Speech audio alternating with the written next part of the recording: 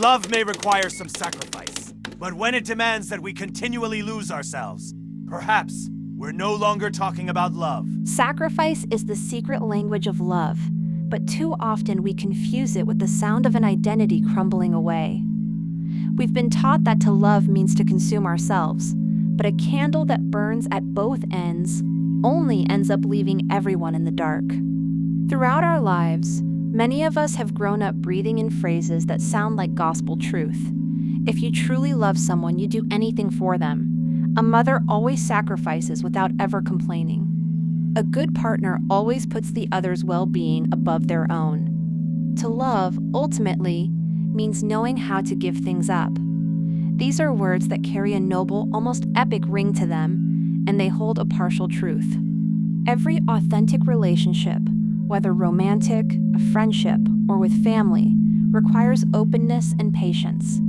It requires the ability to step aside to make room for the other person. Sometimes it means giving up an immediate comfort or changing a plan we care deeply about. It means standing by someone in their darkest hour when it would be so much easier to run away.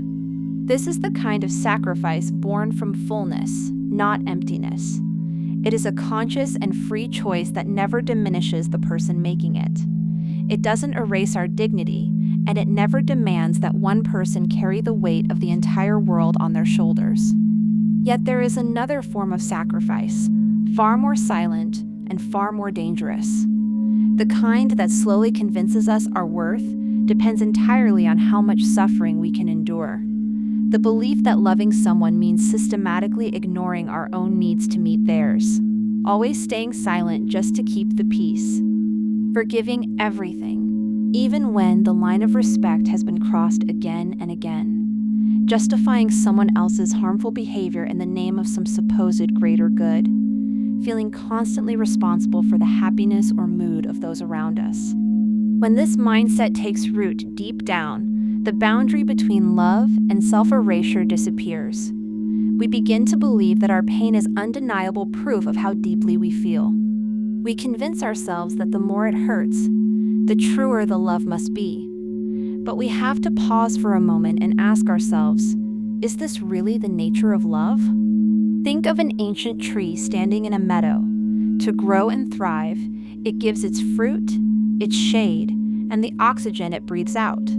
But what would happen if we kept constantly breaking off its branches for firewood? What would happen if we dug around its roots until they were completely exposed or starved it of water? Sooner or later, that tree won't have anything left to give. No shade, no fruit, no life. Not because it suddenly turned selfish, but simply because it was drained to its core. We human beings work the exact same way. We can give endlessly. We can care for others with immense devotion. We can weather storms and profound crises standing side by side.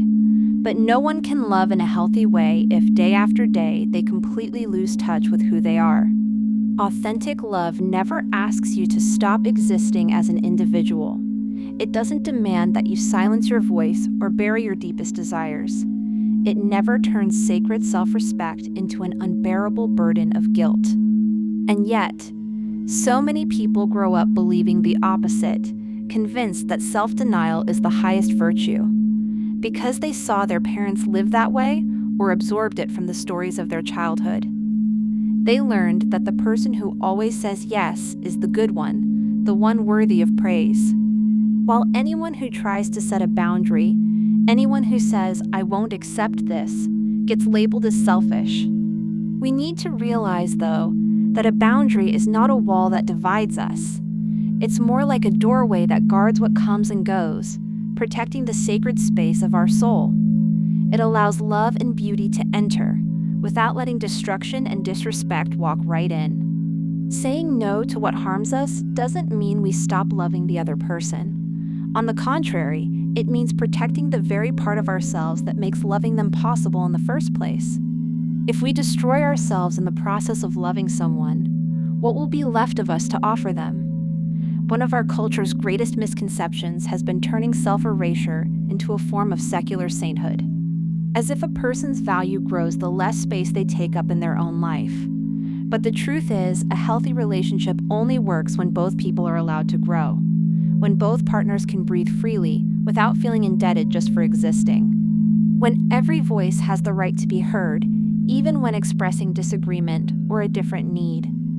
Love shouldn't be a contest to see who can suffer more or who can sacrifice bigger pieces of themselves. It's not a martyrdom competition where the winner is whoever collects the most silent wounds. It is the wonderful coming together of two free spirits who choose to walk side by side, without one demanding that the other fade into the shadows or become a mere reflection. We often feel guilty when we try to care for ourselves within a relationship. We worry that honoring our own dreams or taking time to rest might hurt the people we love. But think about it. Who that truly loves us would ever want to watch us wither away for their sake? A love that demands your destruction isn't love. It's a form of possession disguised as devotion. Perhaps the greatest sacrifice we are ever called to make isn't giving up who we are. Perhaps the hardest challenge is giving up the belief that we have to earn affection through suffering. We must learn to believe that we are worthy of love simply because we exist, not because of how useful we make ourselves. Building a relationship grounded in mutual respect takes courage, far more than quietly surrendering ever does. It takes the strength to be vulnerable and state our limits without the fear of being abandoned. When we begin to honor ourselves, we begin to teach others how to truly love us. We establish a standard of dignity that enriches not only our own lives, but also the lives of everyone around us.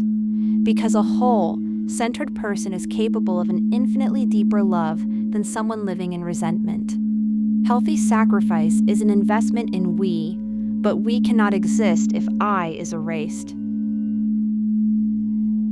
In the next episode, we'll explore another very common and often painful confusion. We'll talk about the thin line between love and control. We'll look at how the urge to control someone can easily masquerade as protection. And we'll discover that, almost always, this behavior stems from our fear, not our heart. We'll learn how to tell the difference between holding someone's hand and clenching our fist. Because, as someone once said, love isn't just what we passively received from the past. Above all, it's what we choose to become, day after day, with awareness and respect. Remember that your light doesn't diminish the light of others. In fact, the more whole you are, the more your capacity to love becomes an endless wellspring. Don't be afraid to take up your own space in the world. True love wants you whole, not in pieces.